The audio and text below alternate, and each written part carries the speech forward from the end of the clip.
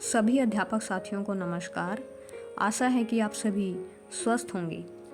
आज हम बात करते हैं कि छोटे बच्चों को गुणा कैसे सिखाएं।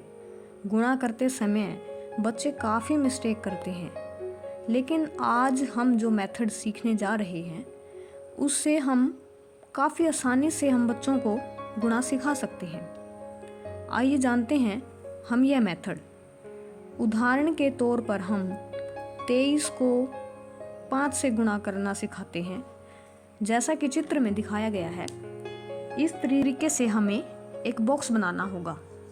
अब इस बॉक्स को हमें वर्टिकल लाइन से 2 पार्ट में डिवाइड करना है, क्योंकि 23 में हमारे पास 2 अंक हैं।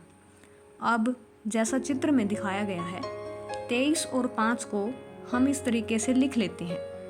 इस तरीके से लिखने के बाद अब इन दोनों बॉक्स को टेढ़ी लाइन से 2-2 भागों में हम डिवाइड कर देते हैं। इससे क्या होगा वो हम आगे सीखेंगे। अब 5 को 3 से गुणा करते हैं। 5 को 3 से गुणा करने पर हमें 15 प्राप्त होता है।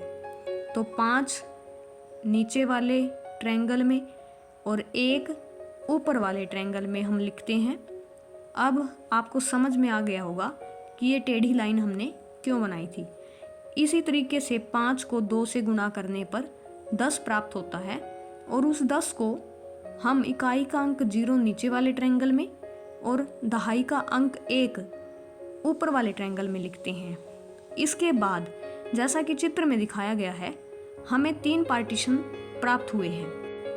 अब इन 3 पार्टीशन को इस तरीके से हमें जोड़ना है कि जो 5 है, जो सबसे नीचे वाले ट्रायंगल में है, वो यूं का यूं नीचे लिखा जाए, जैसा कि चित्र में एरो लगाकर दिखाया गया है। और 1 और 0 उनको दोनों को बीच वाला जो पोर्शन है उनको ऐड करके नीचे लिख दिया।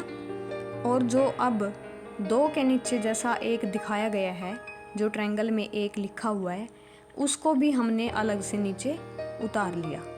तो अब हमें क्या प्राप्त हुआ है, हमें इन सब को अलग अलग जोड़ने पर, अलग अलग रखने पर 115 प्राप्त हुआ है। इस तरीके से हम बच्चों को गुणा करना सिखा सकते हैं। इस मेथड को हम लैटिस मेथड के नाम से जानते हैं। अगर यह मेथड आपको पसंद आया हो तो वीडियो को लाइक करें और चैनल को सब्सक्राइब करें। इस तरीके की अपडेट हम आपके लिए लाते रहेंगे। धन्यवाद।